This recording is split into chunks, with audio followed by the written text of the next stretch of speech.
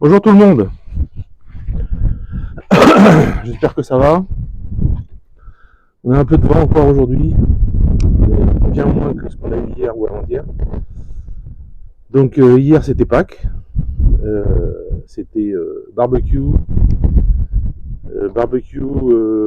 famille pas complète, comme toujours en Russie, au dernier moment, ah ben non, on peut pas venir. J'ai dit on fera autrement. Et donc voilà, c'était sympa, on a mangé des brochettes. C'est ce qui manquait depuis 40 jours quand même, pas de viande, tout ça, donc ça fait du bien. Et puis voilà. Donc sinon, ben, pensez à vous abonner, pensez à mettre un pouce. Euh, YouTube continue à démonétiser mes vidéos. J'ai fait une vidéo sur Pâques, je crois que c'est hier matin. Elle a été démonétisée. Pourquoi? Je dis aucune grossièreté, je dis rien de rien sur toutes les choses qu'il faut pas dire. Je parle de Pâques et ils m'ont démonétisé ma vidéo. Euh, je leur ai écrit, je, je leur ai demandé qu'ils arrêtent ce harcèlement. Alors c'est la raison pour laquelle dans mes vidéos prochaines, comme j'ai déjà dit, je laisserai l'option plusieurs publicités dans la vidéo, parce que là du coup moi j'ai besoin des quelques sous que je gagne avec YouTube, donc là je gagne zéro à cause d'eux. Donc comme vous voyez mes vidéos sans aucune publicité, et dans celles qui passeront, qui seront pas démonétisées, je laisserai la vidéo au milieu, la pub au milieu, en espérant que ça me permette de gagner 3 sous. Mais bon, on verra. Alors, je voulais vous dire que... oui, je voulais vous dire que le groupe privé concernant l'unité de soldats du Donbass, dont le principal Dimitri, qui m'envoie les vidéos, les photos, les petites histoires, etc. C'est en direct, hein, c'est des trucs de la veille ou de l'avant-veille ou des attaques qu'ils ont fait la veille ou l'avant-veille. Enfin bon, dont une vidéo il y a quelques jours où ils trouvent un squelette brûlé en fait, et c'est un Américain. Il a les insignes, tout ce qui était métallique, il n'a pas brûlé, quoi. Donc il y a le drapeau américain, il y a tout ça. Ensuite, hier, il a envoyé ou avant-hier, non, c'est hier, je crois, il m'a envoyé une vidéo que j'ai mis en ligne sur le groupe privé, euh, où il vous souhaite à tous une bonne Pâques. Voilà. Une petite photo aussi qu'il a fait avec un drone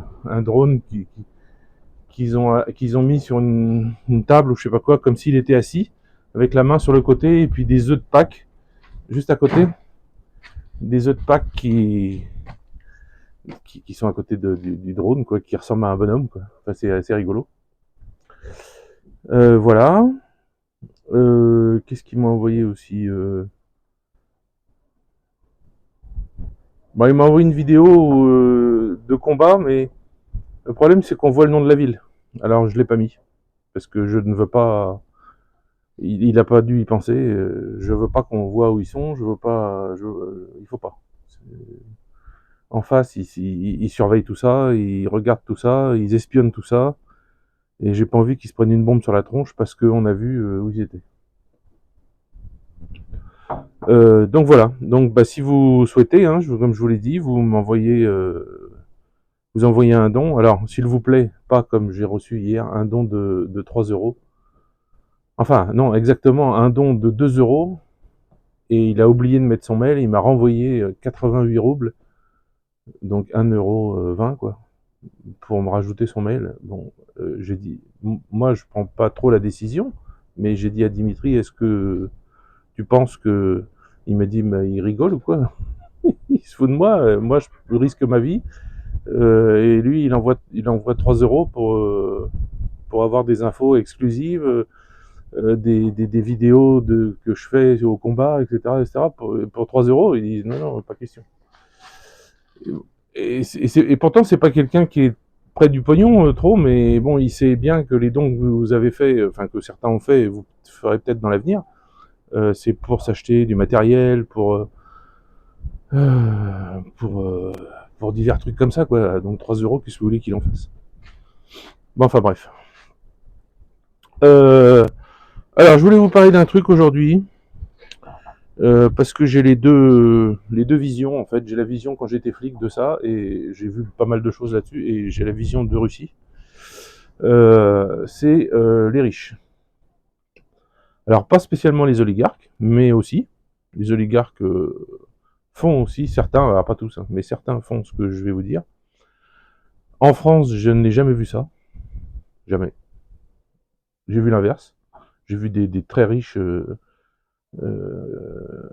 un ancien directeur du Crédit Lyonnais ou Agricole, je ne sais plus, à Paris, dans le 9e arrondissement, qui avait abandonné son père à 3 rues de là, et qui vivait dans des conditions qui étaient squelettiques, et que j'ai retrouvé,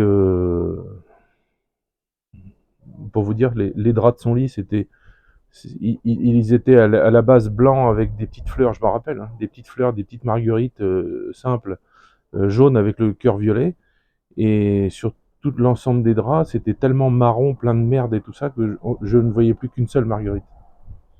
Et un carré de 5 cm carrés blanc, quoi. Voilà. Et son fils, il était où je vous ai dit. Et ce monsieur est mort quelques mois plus tard. Enfin, j'étais revenu pour la voisine d'en face qui s'était fait attaquer à la bombe lacrymogène par quelqu'un qui voulait rentrer chez elle. Et j'ai vu la porte de ce monsieur qui était entrouverte et j'ai demandé à la voisine, mais le monsieur il laisse la porte ouverte. Elle me dit non, il est mort depuis X temps. Bon, donc voilà, il est mort tout seul, quoi. Alors que son fils était à 3 rues de là, 2 ou 3 rues de là, directeur d'une grande banque. Super. Bref, comment ça se passe en Russie? Alors, je vais pas dire que c'est une mode, parce que on pourrait prendre ça comme une mode un peu peut-être. Ça se fait maintenant, donc ils font ça. Mais ça se fait depuis une quinzaine d'années, une dizaine d'années, depuis que tout à chacun peut gagner beaucoup d'argent en Russie. À Moscou, par exemple, ou à Saint-Pétersbourg, ou à Kazan. Voilà. Les gens gagnent de l'argent maintenant. Certains ne sont pas des oligarques, mais gagnent bien leur vie, ont une société, gagnent du pognon. C'est bien, quoi. Alors, qu'est-ce qu'ils font avec ces sous? Alors, évidemment, ils en profitent. Ils s'achètent une jolie maison, une jolie voiture, ils font des cadeaux à leur mère, à leur femme, à leur maîtresse, en général. Aussi, c'est une sorte de tradition, puisque. Enfin, je veux pas dire ça. Disons que c'était une tradition après-guerre parce qu'il y avait un homme pour 5 femmes, ou 6 femmes. Donc, oui, beaucoup de Russes que je connais qui ont un certain âge avaient des maîtresses. Oui, ça c'est vrai. Et beaucoup, leurs femmes étaient d'accord. C'est le top, hein. Certains vont me dire ça, c'est le top. Donc, voilà. Alors aujourd'hui, bon, bah, vous avez des jeunes qui gagnent de l'argent. Alors, ça peut être avec des bitcoins, ça peut être avec une société, ça peut être un business de revente. Je sais qu'il y en a un qui est devenu très, très, très riche parce que il a proposé des services pour amener l'Internet haut débit dans les aéroports russes. Et il s'est fait des roupettes en or, quoi, avec ça, quoi. Donc, ces gens-là, euh, ils créent des associations avec des gens, pas spécialement des gens riches, mais des gens qui veulent participer. Et ces gens, parce qu'eux, ils n'ont pas le temps, évidemment, ces gens, qu'est-ce qu'ils font? Ils cherchent des pauvres gens. Ils cherchent en Russie des gens, bon, généralement dans la ville où ils habitent. Hein, si le mec il est à Moscou, bah, il cherche des gens à Moscou. Euh, des gens qui vivent dans des conditions, voilà. Et qu'est-ce qu'ils font ces gens riches? Eh ben, en fait, ils rencontrent à plusieurs cette personne, ils vont la voir chez elle. Alors j'ai l'exemple d'une femme par exemple. Cette femme était professeure de musique. Elle a eu une fille, et sa fille, dans les années 90-95, quand c'était tout le monde voulait comme les Américains, c'était le capitalisme effréné partout. je veux un téléphone portable, je veux ci, je veux une console de jeu, je veux un ordinateur. Bon, comme Elena, par exemple, a fait un crédit à l'époque pour acheter un ordinateur à son fils il y a 20 ans. Elle le paye toujours, hein, parce qu'elle a fait un crédit à la con. Elle a fait un crédit, je sais pas comment ça s'appelle, mais c'est un truc, elle paye encore plus beaucoup maintenant, mais ça a été une énorme erreur, quoi. Je veux dire, l'ordinateur qui a dû coûter peut-être 50 000 euros, elle a dû payer 1 million. Bref, c'est son problème. Toujours est-il que euh, ces gens cherchent des gens. Alors donc cette dame, professeure de musique, elle vivait dans son appartement et elle n'avait presque rien pour vivre parce que sa fille, donc à cette époque, avait fait un crédit comme ça, sur une carte de crédit. Il y avait des sociétés russes qui s'étaient lancées là-dedans, qui se sont gavées de pognon sur le dos des gens, quoi, en fait. Parce que les gens ne voyaient pas les petites lignes, parce que on était après une époque où on avait confiance en tout le monde, et puis en fait, fallait pas. Et bon, bref. Donc cette dame, elle payait les crédits de sa fille, qui était partie à l'étranger, ou je sais, ou qui était peut-être morte, je ne sais rien, mais enfin, elle devait payer les crédits, et c'était l'entièreté, voire même plus que sa pension. Donc elle avait rien. Elle vivait de fouiller les poubelles. Son appartement, ça faisait 40 ans qu'il n'avait pas été ne serait-ce que nettoyé, parce qu'en plus elle était malade, elle ne pouvait pas avoir des médicaments. Elle n'osait pas aller voir le médecin. La honte, vous savez, je vous ai déjà parlé de la honte en Russie. Sale comme elle était, parce qu'elle n'avait pas l'eau chez elle. Bon, bref, vous imaginez la situation, c'était une horreur. Et cette dame, on la voyait tous les jours aller faire les poubelles des supermarchés à Moscou, voilà. Et donc, ces gens riches, qu'est-ce qu'ils font? Donc, ils vont rencontrer cette dame. Euh, ils, euh, ils lui demandent ce qui va pas. Alors, il lui parle avant, évidemment, pour qu'elle. Sinon, la première chose qu'elle va dire, la dame, c'est non, non, tout va bien, tout va bien. Non, non, mais tout va pas bien, en fait. Et il l'emmène chez un médecin, déjà.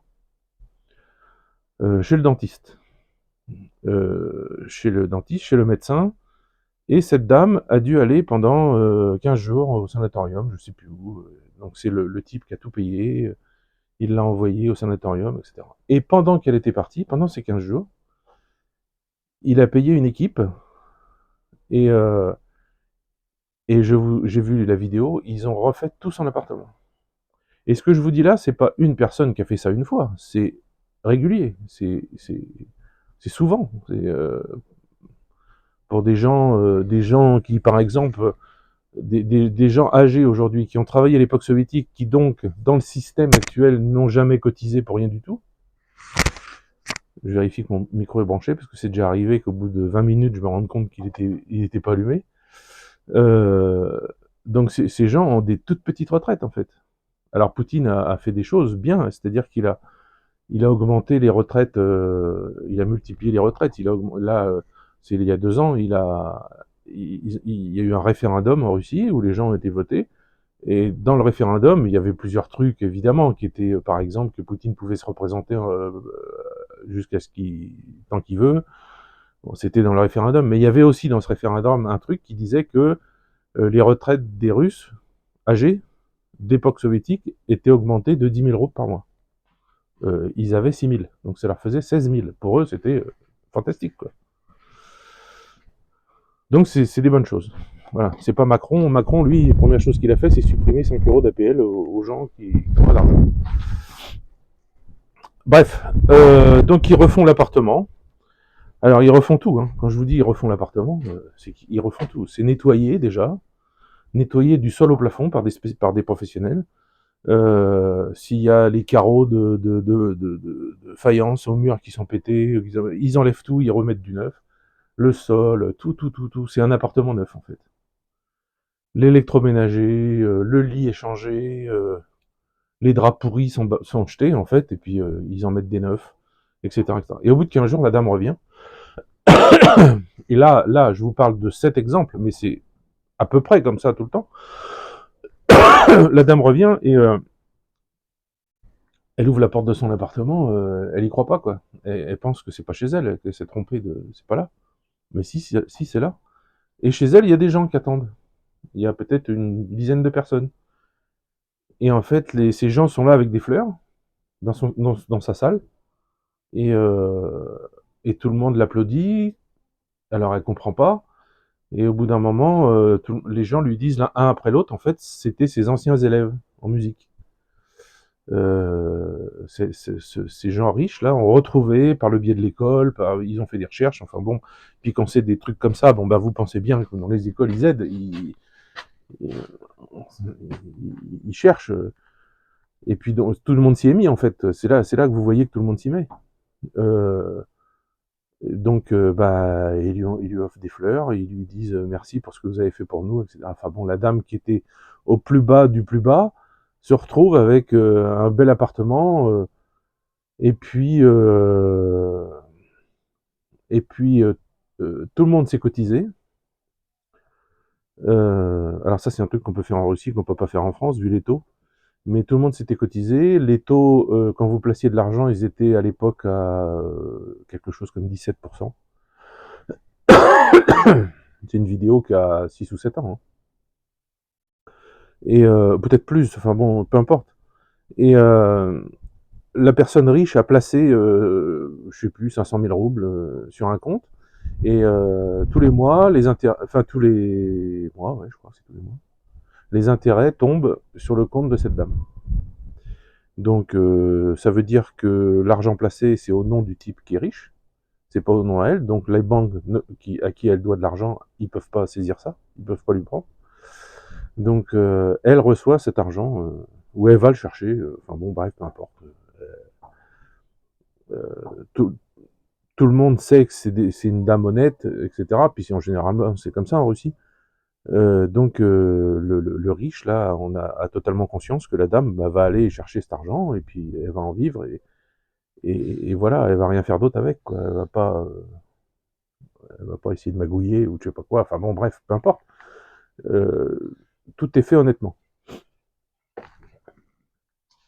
Oui, oh, eh ben, qu'est-ce qui t'arrive, toi? Ils sont très jolis, ces petits oiseaux, là. Ah bah, il est parti. Je suis une trop grosse bête, il a eu trop peur. Il a vu un ours arriver, et voilà, il est parti. Ah bah, il est parti avec son copain ou sa copine, je viens de les voir passer. Enfin donc voilà. Donc ces gens font ça. Alors je vous le répète, c'est régulier, c'est souvent. C'est des associations qui sont créées, qui cherchent des gens, qui les trouvent, des vraiment très pauvres, qui les aident. Euh, Parfois c'est par exemple dans leur association ils font un appel à par exemple pour un boulot, et puis ils savent qu'il y a un SDF quelque part qui a des problèmes, et ils vont le chercher, et puis ils l'emmènent, ils le font se nettoyer au bain public. Enfin, oui, si, ça existe. C'est pas public, c'est payant, mais c'est comme des bains publics. C'est des grands bagnas, si vous voulez, des grands saunas où vous payez, puis vous avez une grande pièce avec. Enfin, c'est même sympa. Si vous venez en Russie, faites-le, parce que y a par exemple, vous rentrez, puis la dame qui est là à l'accueil, elle vous propose différents sujets, western, Brésil, je sais pas quoi, et puis vous choisissez, et quand vous arrivez dans cette espèce d'appartement, on va dire c'est comme un appartement, où il y a le sauna, où il y a les douches, où il y a une piscine, où il y a tout ça à l'intérieur, et ben c'est sur le sujet que vous avez choisi. Donc c'est très sympa. Donc il l'envoie se laver là-dedans, et puis après, bah, il l'emmène sans lui avoir rien dit, parce que c'est des vidéos qui sont sur, je sais plus si c'est YouTube ou Rutube ou Contact, je sais plus où j'ai vu ça. Et, en fait, bah, l'intérêt, c'est de voir sa tête, quoi, à la caméra quand on lui fait ce cadeau, quoi. C'est ça qui est émouvant, c'est ça qui est sympa. Donc, bon, bah, il emmène le gars, le SDF, là, tout propre, tout bien habillé, tout ça, et puis il l'emmène pour son nouveau job. Alors, ça peut être tout et n'importe quoi. Ça peut être serveur dans un café, ça peut être, je sais pas, faire le ménage dans un immeuble entier, où la personne qui l'embauche a une société qui prend tout l'immeuble. Enfin, c'est des trucs comme ça. Donc voilà, ça c'est quelque chose que je n'ai jamais vu en France. Si ça existe, et que vous me dites en commentaire que ça existe, et ben tant mieux. Mais moi, j'ai jamais vu. J'ai vu que l'inverse. J'ai toujours vu les gens riches dédaigner les pauvres, euh, que ce soit dans ma famille ou... Alors, ils se donnent des airs. Hein. Vous avez des gens riches qui se donnent des airs, qui font partie des associations pour une école au Sri Lanka ou je sais pas quoi. Mais pour les gens autour d'eux, ils font pas grand-chose. Bon, c'est comme ça. C'est une autre mentalité. Mentalité que je n'aimais pas déjà quand j'étais en France et que ça fait partie des 1000 raisons pour lesquelles je suis venu vivre en Russie, parce que je savais, après être venu plusieurs fois en vacances, avoir rencontré mon ex-femme, etc., que avoir rencontré des gens, parlé avec des gens, vu comment ça se passait dans la rue, etc., j'ai compris qu'ici c'était comme ça. Donc c'est ça qui me plaisait. Quand je vous dis qu'ici on vit libre et qu'on peut faire ce qu'on veut, ben on vit libre et on peut faire ce qu'on veut. C'est comme ça. C'est les Russes, ça a tellement été dur pour eux. L'avant période des tsars, ça a été dur parce que les gens c'était des serfs, c'était des esclaves en fait. Ils travaillaient, ils n'étaient pas payés. Alors comprenez que c'est pas comme en Amérique où les Africains étaient battus, frappés, ils bossaient pour zéro et puis ils vivaient comme des cloches. Non, c'était pas comme ça. En Russie, il y avait des villages où les serfs habitaient. Ils n'avaient pas d'argent pour travailler. Par contre, ils avaient une partie de la récolte. Il y avait les animaux, il y avait ci, il y avait ça. Et le boyard le seigneur du coin, on va dire, enfin, qui les avait comme esclaves, il avait des obligations. Alors, il y avait des mauvais patrons. Je parle comme en Amérique. Non, c'était pas des patrons, mais des mauvais, comment on pouvait, esclavagistes, on va dire. C'était pas des esclaves, c'était des serfs, c'est pas la même chose. Et il y en avait des mauvais, on est d'accord, il y en avait des mauvais. Mais il y en avait beaucoup qui étaient très bien et qui ils avaient des obligations et qui respectaient ces obligations, notamment celle de s'occuper de la santé de ces gens, même vieux. C'est pas on s'occupe de leur santé pour que le temps où ils bossent et puis qu'ils aient de la force et puis qu'ils bossent et ils bossent, ils bossent. Non, c'était pas ça. C'était ils s'occupent de leur santé, de la santé des bébés, des enfants, des vieux, de tout le monde. C'est pour vraiment s'occuper de la santé des gens. Pas pour en profiter, mais s'occuper de la santé des gens. Et donc ça, c'était important. Et puis, ça a été quand même une période dure. Donc c'est un peu ça qui a fait la révolution russe, si vous voulez. Enfin, ce qui a fait surtout la révolution russe, c'est qu'il y avait la Première Guerre mondiale. En 1917, il y a des gens qui sont arrivés au pouvoir, Lénine, etc. Et ils ont dit aux soldats, eh ben maintenant on a fait la révolution, c'est le communisme, et on est en train dans l'absolu, vous savez très bien que c'est les Allemands qui ont financé cette révolution, hein, pour qu'il n'y ait plus qu'un seul front contre la France et l'Angleterre et les États-Unis. Mais qu'est-ce qui a été dit? Il a été dit par rumeur, par tout ce qu'on veut, qui arrivait dans les tranchées russes, que au pays, ils distribuaient les terres. Les terres des riches, elles étaient distribuées aux paysans. Donc tous ces paysans qui étaient soldats, là, qu'est-ce qu'ils ont fait? Ils ont lâché leurs fusils, puis ils sont rentrés à la maison. Donc terminé la guerre. C'est fini. Plus de guerre. Ils sont rentrés à la maison, puis en arrivant, ils ont compris que c'était pas trop vrai, quoi. Ils donnaient les terres, oui et non, c'est-à-dire que ça appartenait toujours à l'État, mais on leur donnait un lopin où ils pouvaient... On leur donnait, oui, oui. Où on pouvait construire sa maison, élever des animaux, et puis le gouvernement central se servait quand il y avait besoin pour... parce qu'il y avait des régions qui faisaient du blé, des régions qui faisaient de la viande, des régions qui faisaient... Et puis ça échangeait entre ces régions, quoi. En fait, c'est l'humain qui a tout détruit, tout ça, parce que l'idée était... C'est un peu de l'utopie, on est bien d'accord, l'idée était belle à la base. Sauf qu'ils ont tué plein de gens au départ, quoi, parce qu'il fallait faire du ménage. C'est un peu comme si un dictateur arrivait en France aujourd'hui, puis s'il voulait faire quelque chose, faut qu'il coupe entre 100 et 500 000 têtes, quoi. tous les hommes politiques, tous les maires, tous ces corrompus, tous ces gens qui vivent de ça, là. Et voilà, les journalistes, tout. Voilà, c'est ça qui ferait, donc, je pense. C'est ce qui s'est à peu près passé. Et bon, est-ce que ça a été une bonne chose ou pas pour la Russie, j'en sais rien. Ensuite, il y a eu la Deuxième Guerre mondiale, où là, il y a énormément d'hommes qui sont morts, et donc on s'est retrouvé avec un pays avec presque que des femmes, quoi. Alors pour comme je vous ai dit tout à l'heure, pour le bonheur des hommes qui revenaient, parce que bon bah les femmes voulaient des enfants, et il n'y avait pas d'hommes pour les faire, donc quand il y en avait un, quand dans un village il y avait 25 femmes et un homme qui revenait de la guerre, ben il y avait du boulot, quoi. C'est comme ça. Euh, donc voilà ce que je voulais vous dire. Donc ces histoires avec les gens. Il y a une pique qui vient de passer. Je fais toujours gaffe avec les pies parce que la légende qui dit qu'elle pique des trucs, ici c'est vrai. Des fois, vous posez une petite cuillère, vous revenez, il n'y est plus. Et une pique qui s'en va, avec la petite cuillère dans la bouche. Donc voilà. Ce que je voulais vous dire, c'est bien quelque chose, je le répète, qui se fait souvent.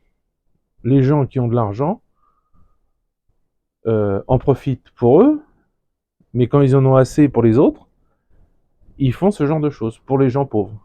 C'est-à-dire nettoyer, les soigner, les nettoyer, les, les, leur changer l'appartement, enfin bon, faire tout ça, quoi. Leur trouver du travail, leur donner quelques revenus. Je veux dire, cette dame-là que Lolo t'a mis 500 000 euros sur un compte et puis elle avait les revenus tous les mois, ça lui faisait peut-être, je sais pas, 3 ou 4 000 euros par mois, pas grand-chose. Ça fait 30 euros, quoi. Mais pour elle, pour une petite dame qui mange 40 grammes de nourriture par jour, bon, bah ça lui suffisait, quoi. Ça lui permettait de vivre. Et pas de faire les poubelles. Enfin, voilà. Et puis, je pense qu'il y a une suite aussi, hein. Je pense que des gens viennent de temps en temps lui apporter un panier garni, un sac plastique avec. Vous avez aussi ce truc, comme j'avais vu en France, je sais plus pour qui, peut-être pour la Croix-Rouge ou le truc de Coluche, là. Vous avez des gens, des fois, à la sortie des supermarchés qui sont là avec un caddie, et puis il y a une pancarte dessus, puis en fait, ils vous disent pourquoi c'est, et puis vous pouvez mettre ce que vous voulez dedans, quoi. Un paquet de riz, un paquet de. Voilà. Ça se fait beaucoup à l'église aussi. Quand vous rentrez dans notre église, l'église que le père Basile a tout refaite ici, parce qu'il était ici avant, c'est pour ça qu'il vient des fois ici. Euh, Quand vous rentrez dans l'église, sur la droite, il y a les fonds baptismaux. En fait, il y a une espèce de zone spéciale pour les baptêmes. Et il y a une grande table. Et bien sur cette table, quand les gens rentrent, ils déposent ce qu'ils veulent.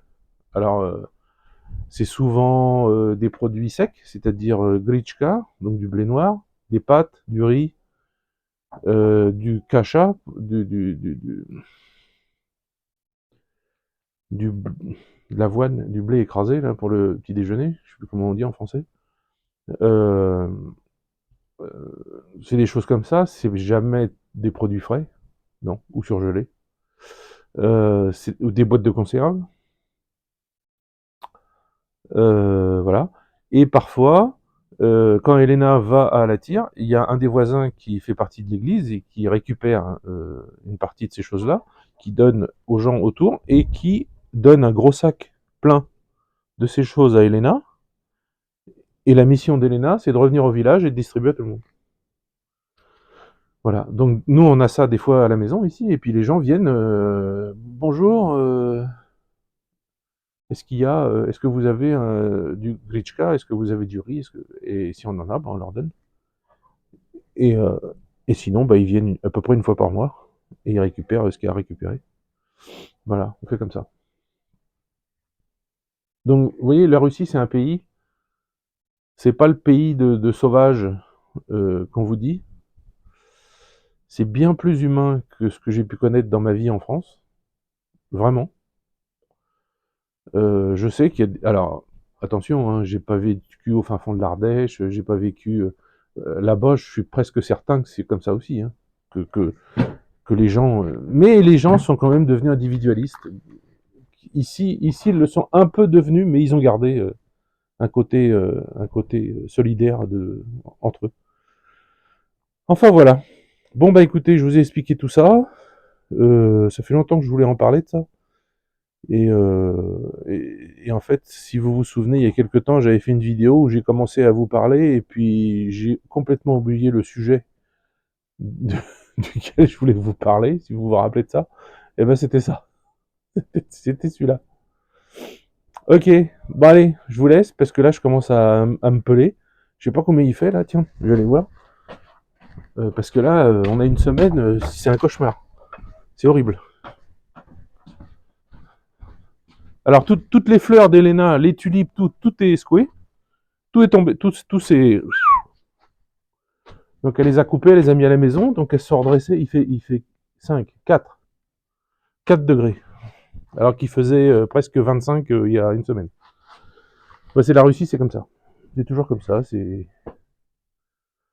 Voilà. Alors, des fois, on me demande un petit mot russe de temps en temps, donc je vais vous en dire un, c'est pagoda. Pagoda, c'est le temps. Voilà. Le temps qu'il fait, c'est pagoda. Comme une pagode, mais avec un A. Pagoda. Bon, sinon, les monstres, eh ben, ils vont bien. Tout le monde digère, là. Tout le monde a mangé.